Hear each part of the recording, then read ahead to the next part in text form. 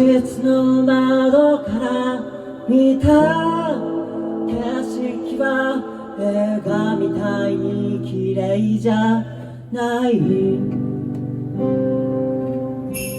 病室の窓から見た景色は光るネオンの影、それだけが寂しい。月の色が溶けていく、まるで溺れてくみたいだ。また僕に優しく話しかけてよね。ね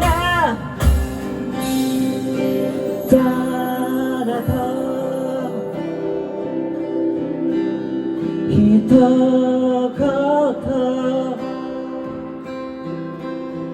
そうしたら涙が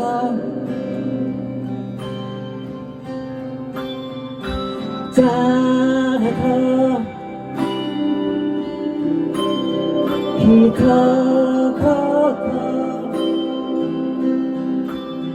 そうしたら